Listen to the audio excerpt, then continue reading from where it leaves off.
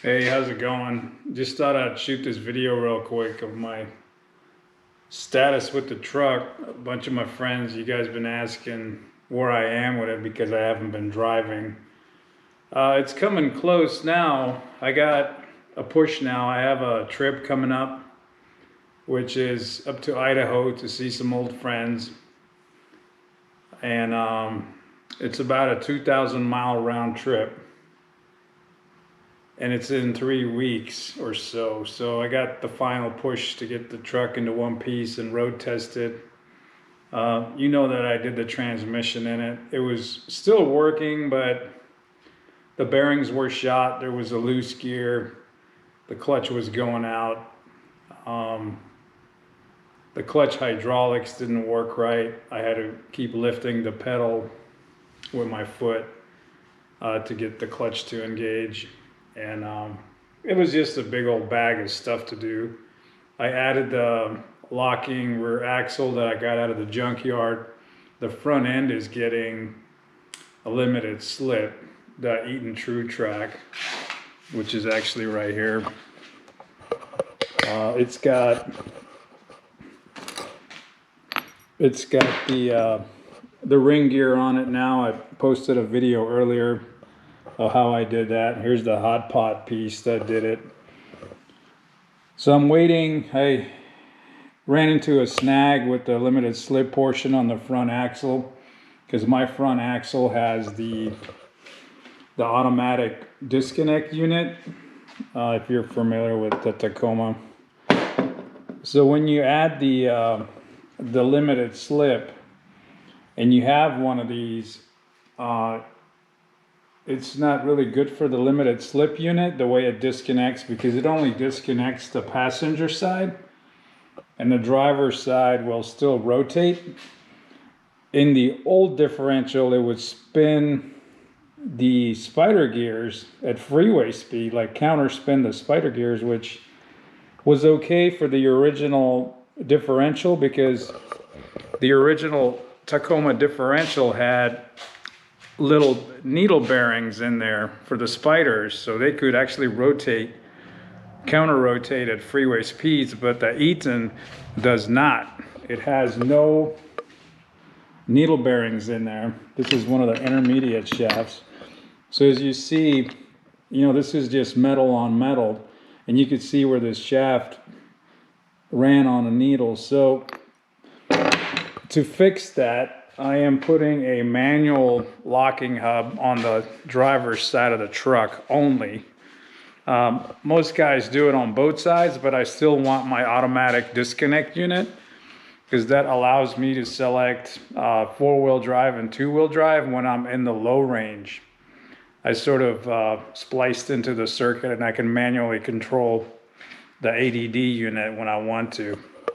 So the state of the truck is, well, it's coming together. It has the new E-locker axle. Here's the old axle that came out. The inside is all tore out. I still got a bunch of the wiring to do. I got my switches on. I'm adding the E-locker axle on the shifter also. Still got to bolt I got to bolt the dashboard back in and everything. Got the lumber rack off of it. That's so I can get it up higher, like all the way up. There's the lumber rack with the tent and all my toolboxes. There's all the spare parts coming out. There's the old differential from the front, the old clutch, old flywheel. And so while I'm doing the manual hub on the left front, here's Mr. Smiley. I'm also going to replace the upper ball joint because this is going to come out to put it into the press. I also have the lower ball joints. They're going to be going in new, kind of while it's apart. Might as well do it.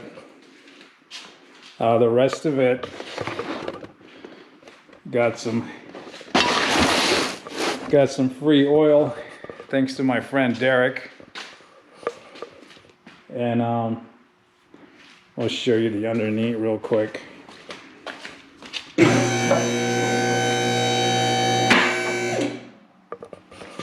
So, actually, let me see if I got my little light.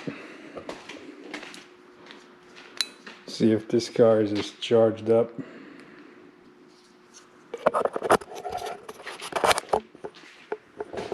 So you can see the transfer case is in, the transmission is in.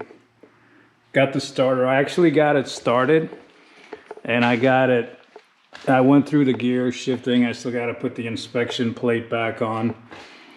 This CV axle is getting replaced for the other one that works with the manual lock. This one is staying. There's nothing wrong with it. I replaced the oil. I sealed the oil pan. It's got a rear seal in it that's new. So it's pretty much just the front axles going in and the skid plate. I put the old drive line in, which I think is slightly unbalanced, but I'm not gonna worry about it right now. I put a used rear U-joint in because it was better than the one I had. I wired up the controls for the E-locker. This is the cable I made. It goes up to the front of the truck. The relays are up inside. I still gotta change the fuel filter when I got it on the lift. I put new seals in the E-locker axle because the ones it came with, it actually had a really bad leak. I transferred my brake parts from my axle because they were good. I didn't want to buy like new parts. It was just waste of money for now. The ones that came with the E-lock axle were, I lost one brake drum at the junkyard and the rest of it was just caked in oil. So I really didn't want to use it. But that's where we're at.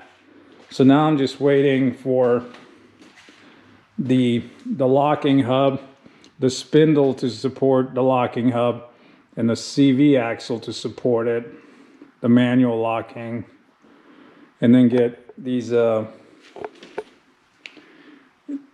lower ball joints. One of them I had to cut off because it was just completely destroyed.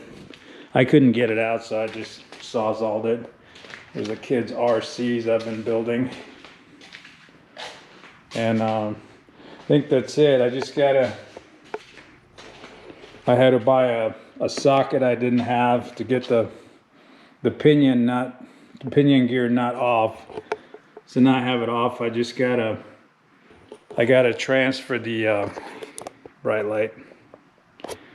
I gotta transfer that bearing onto the new 410 gear. Get the rest of that washed. There's the rest of the housing. And the reason for the gear swap is the E-locker came with 410 gears, which is the correct ratio for the tire size that I run. It's a factory tire size. My truck originally came with the 390s because it had 15-inch wheels, little donuts. So it had the faster gears, but with the E-locker being the 410s, I decided to just keep it and then find the 410 gears for my front end. And that's what this new ring gear was. And then in this 410 pinion that's going in there. That way I get the right engine RPM at freeway speed. I think that's about it for now. So hopefully in like 2 weeks, I should be able to road test. And then 1 week to just kind of do a shakedown and then hit my long trip. So we'll see how that goes. So until next time.